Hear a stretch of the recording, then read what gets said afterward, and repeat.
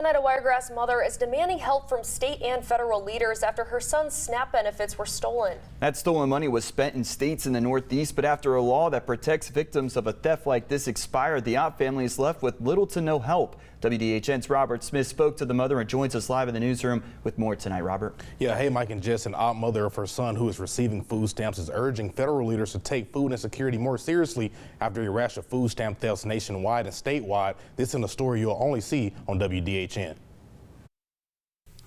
Times are harder for Stephanie Hyde, who is the authorizer for getting her son Nicholas food stamps after he lost his job in November, was granted food stamps in December to only use them once before they were stolen at the beginning of this month. One of many left without an opportunity to be reimbursed, as the state of Alabama is no longer processing SNAP theft claims after the stopgap spending bill was not reauthorized. It's just sad because it's like the government don't care.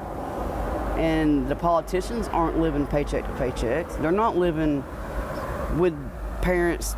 I'm not going to eat breakfast because my kids need to eat. They don't have to live like that. Hyde says she noticed the stamps were stolen when she went to the grocery store to buy groceries for her son one day earlier this month. After calling the toll-free line that same day, she says $289 was deposited into the account around 5 a.m. and in 10 minutes the money had disappeared from unfamiliar transactions outside of the Wiregrass and state. It said, like, for example, $94.12 was spent at some store in New Jersey, $112.84 was spent at this grocery store. It's hard enough to get food stamps as it is. And then for somebody that's not even from around here to steal them.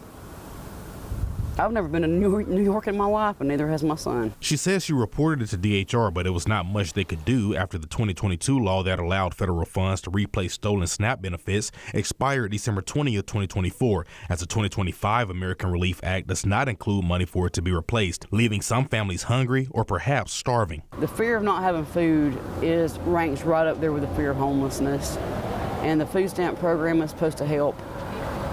But they're not helping. They're not going to replace what's missing. Somebody that I've never met before took them because apparently they hacked into a database. With the lack of not being able to lock the food stamp card through the Propel app she uses, Hyde says she prefers paper food stamps rather than digital, which makes it harder for something to happen or it to be stolen. Because sometimes the new ways is not the best ways. Instead of flooding food banks or having to borrow money, Hyde says she made ends meet for her son while he was out of work. I work at a local restaurant and I was able to get food from there using my employee discount. And then I picked up extra shifts here to try to stretch things out. Hyde says while this issue may not be a top priority for federal leaders, she would like to see them show a little more care by just talking about it more and trying to come up with a plan to battle food insecurity, as this is an issue that could be a domino effect and lead to something like more crime. We're live in the newsroom tonight. Robert Smith, WDHN News for the Wiregrass.